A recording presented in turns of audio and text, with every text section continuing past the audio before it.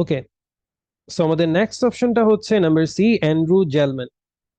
And Andrew Gelman আমরা একটা অকেশনেই পেয়েছিলাম এই প্যারাগ্রাফটিতে। Okay, Andrew Gelman claims that their research design, তাদের যে রিসার্চ ডিজাইন ছিল, have enough degrees of freedom. So তাদের যে রিসার্চ ডিজাইন ছিল সেটাতে অনেক ডিগ্রি অফ ফ্রিডম ছিল, অর্থাৎ স্বাধীনতা ছিল, পর্যাপ্ত স্বাধীনতা ছিল। দ্যাট দ্যাট এখন দ্যাট দেওয়ার পরে যে সাধারণত যে সেন্টেন্সটা থাকে ওইখানে কি কারণে, যে ডিগ্রিস অফ ফ্রিডম দেওয়ার কারণে এখানে কি হয়েছে সেটা এক্সপ্লেইন করা হয়েছে। যেমন they could take their data to support just about any theory at all, তারা তাদের ডেটা নিয়ে যে কোনো থিওরি কি করতে পারবে, সাপোর্ট করতে পারবে, ব্যাক আপ করতে পারবে, কেননা তাদের রিসার্চ ডিজাইনে এনাফ ডিগ্রিস অফ ফ্রিডম ছিল। আচ্ছা, এখানে কোন রিসার্চ ডিজাইন বলছে? যেহেতু দেয়ার বলা হচ্ছে, এখানে কোনো প্রিভিয়াস রেফারেন্স দেওয়া হচ্ছে, তো আমরা এই প্যারাগ্রাফের ফার্স্টে যদি দেখি, aside from the implementation problem, so প্রয়োগ করার সমস্যা ছাড়া, the original growth mindset research has also received harsh criticism, অর্থাৎ এখানে গ্রোথ মাইন্ডসেট রিসার্চ নিয়ে কথা বলা হচ্ছে। সো আমরা যদি এখন স্টেটমেন্ট গুলোর সাথে ম্যাচ করার চেষ্টা করি, the methodology behind the growth mindset studies. So growth mindset স্টাডির পিছনে যে মেথোডোলজি ছিল, এখানে আমরা কিন্তু studies, research, so these are synonyms. So এখানে গ্রোথ মাইন্ডসেট রিসার্চ নিয়ে বলা হয়েছিল এবং আমরা প্যাসেজে পেয়েছিলাম যে ডিগ্রিস অফ ফ্রিডম অনেক বেশি ছিল, অর্থাৎ ওয়াজ নট স্ট্রিক্ট এনাফ। এখানে প্যারাফ্রেজ করা হয়েছে, degrees of freedom K was not strict enough, মানে কঠোর ছিল না, অর্থাৎ অনেক বেশি স্বাধীনতা ছিল। সো এক্ষেত্রে আমাদের অ্যান্সার হচ্ছে number C, Andrew Gell. So we are left with only two answers. আমাদের নেক্সট যে পার্সনটা আমরা অ্যানালাইসিস করব, অ্যান্সার খুঁজে বের করার চেষ্টা করব, সেটা হচ্ছে টিমোথি বেটস। আমরা টিমোথি বেটস পেয়েছিলাম অ্যান্ড্রু জেলম্যানের পরে। Timothy Bates, who has been trying to replicate Dweck's work, যে কিনা ডুয়েক্স এর যে কাজটা সেটা রেপ্লিকেট করার চেষ্টা করছিল, অর্থাৎ সেটা ডুপ্লিকেট করা, রেপ্লিকেট করা, একই জিনিস করার চেষ্টা করছিল। is finding that the results are repeatedly none, so result সবসময় কি হচ্ছিল, নাল হচ্ছিল, অর্থাৎ zero. he notes that people with a growth mindset don't cope any better with failure, so যাদের মধ্যে গ্রোথ মাইন্ডসেট আছে তারা ফেইলার অর্থাৎ ব্যর্থতাকে অন্যদের চাইতে ভালোভাবে যে কোপ করে বা অতিক্রম করতে পারে তা নয়। Kids with growth mindset are not getting better grades, kids with growth mindset, বাচ্চারা যাদের গ্রোথ মাইন্ডসেট আছে are not getting better grades, তাদের গ্রেডস বাড়ছে না।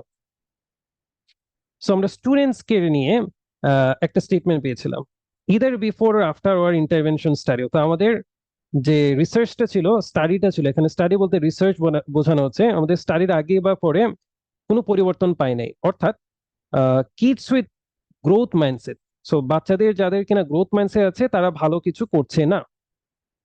এখন আমরা যদি বাকি লাস্ট দুইটা স্টেটমেন্ট দেখি, the growth mindset should be promoted without students being aware of it, এখানে প্রমোশন নিয়ে কিছু বলা হয়নি। So definitely this is the answer. Research shows that, এখানে স্টাডি বলা হয়েছিল, এখানে রিসার্চ। আমরা যদি আবার চেক করি, এখানে বলা হয়েছিল ইন্টারভেনশন স্টাডি, ইন্টারভেনশন স্টাডি, এখানে ইন্টারভেনশন তাদের রিসার্চটাকে ইন্ডিকেট করা হচ্ছে, রিসার্চের কথা বলা হচ্ছে। So the research shows that the growth mindset has no effect on academic achievement, so academic অ্যাচিভমেন্টের উপর কোনো প্রভাব বিস্তার করে না। যেহেতু আমরা বলেছিলাম kids with growth mindset are not getting better grades, তারা ভালো গ্রেডস পাচ্ছে না, মানে তাদের একাডেমিক অ্যাচিভমেন্টে কোনো ধরনের প্রভাব পড়ছে না। So definitely our answer would be number D. So it's easier, so আমরা ইজিলি বলতে পারি এটা হচ্ছে number the last one. But খেয়াল রাখতে হবে যে এখানে বলা ছিল you may use any letter more than once, so অন্য কোনো একটা অ্যান্সারও দুইবার হতে পারে, নট দ্যাট নেসেসারি এখানে যেগুলা যে লিস্ট অফ পিপল দেওয়া আছে সবারটাই এখানে অ্যান্সার হবে। So we're going to check the last one as well. David Eager and Gregory Alton claim that interventions interventions যে বাধা দেওয়া হয় should be delivered in a subtle way. Interventions কি করা উচিত, যে বাধা দেওয়া should be delivered in a subtle way. Subtle way মানে হচ্ছে খুব এমন ভাবে করা যেটা করে বোঝাই না যায়।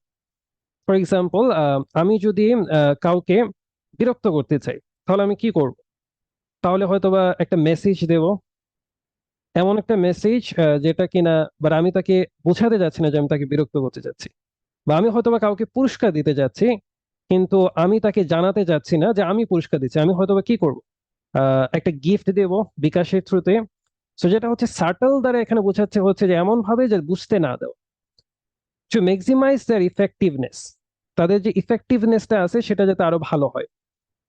ওকে, they say if adolescents perceive a teachers invention, একটা অ্যাডোলেসেন্স মানে হচ্ছে যারা কিশোর, অ্যাডোলেসেন্স, টিনেজার্স এটা একটা সিনোনিম হচ্ছে অ্যাডোলেসেন্স পারসিভ, তারা বুঝতে পারে টিচার্স ইন্টারভেনশন, শিক্ষকদের যে intervention, is conveying that they are in need of help, this could undo its intended হ্যাপস।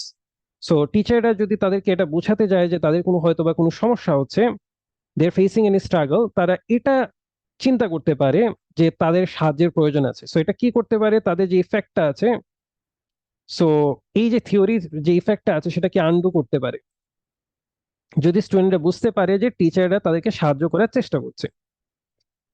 আমরা এখানে স্টুডেন্টস নিয়ে কথা বলা হয়েছিল যে growth mindset should be promoted without students being aware of it. So এটাকে এমন ভাবে প্রমোট করতে হবে যাতে স্টুডেন্টরা বুঝতে না পারে। আমরা এখানে কি বলেছিলাম যে সাটল ওয়ে, আর এখানে কি বলা হয়েছে students being aware of it without students being aware of it, যাতে স্টুডেন্টসরা বুঝতে না পারে। আর আমাদের প্যাসেজে বলা হয়েছিল in a subtle way, in a subtle way, অর্থাৎ এমন ভাবে যাতে করে বুঝতে না পারে। কাদের কথা বলা হয়েছিল এখানে, অ্যাডোলেসেন্স। অ্যাডোলেসেন্স বলতে এখানে যেহেতু টিচারদের কথা ছিল, স্টুডেন্টদের কথা বোঝানো হচ্ছে। সো স্টুডেন্টদেরকে এমন ভাবে বোঝাতে হবে যে তারা যাতে বুঝতে না পারে যে গ্রোথ মাইন্ডসেটটা তাদের মধ্যে ইমপ্লিমেন্ট করা হচ্ছে।